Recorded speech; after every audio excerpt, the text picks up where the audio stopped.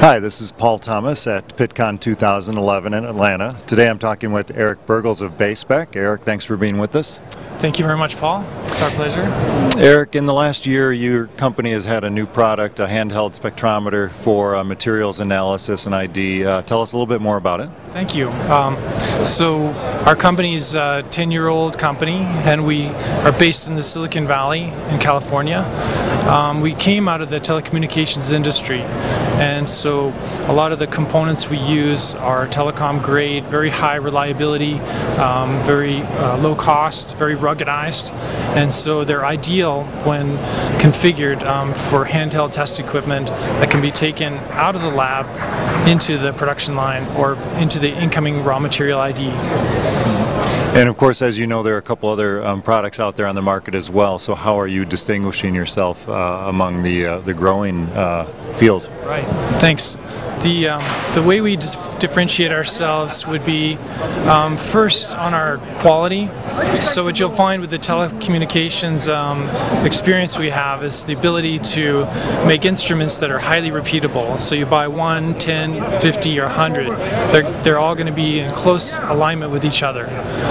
The second thing that we do is we're very flexible. So we have the Sanus platform, which can be configured in different excitation wavelengths, 532, 785 nanometer, as well as what's very popular now is 1064, which is very unique, and as far as I know, none of our competitors have that. So in terms of drug analysis, what does 1064 mean? Get a little bit more technical with this. Yeah, 1064 is a longer wavelength, and it allows you to move into an area that overcomes the fluorescence that's seen at the lower wavelengths.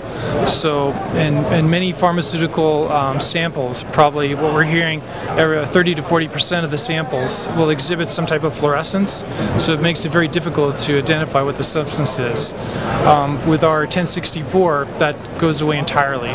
So it's really a game changer and very enabling. So you're talking about a wider variety of substances that you're able to identify. Tell us a little bit about the handheld device as well.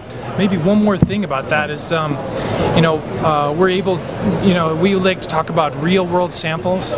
So in many cases, the instruments are being used to monitor or to detect counterfeits, and that typically has a cut-up substance or a different coloration on it, and those have a high tendency to fluoresce.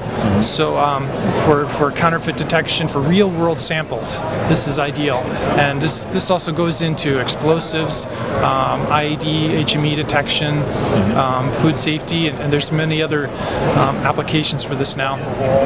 So one new model that we have out today is that's just been introduced in this last year is called the First Guard. This is it's fully enclosed, injection molded design. It has a single trigger for the excitation, so you can control the instrument just with one hand.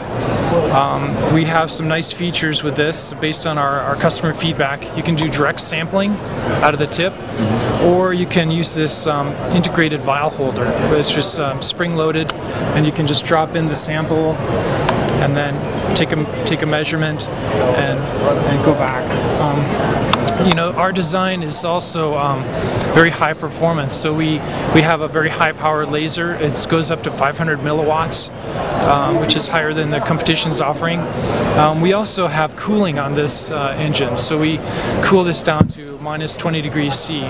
So the net benefit is you have much greater sensitivity on the samples you're measuring.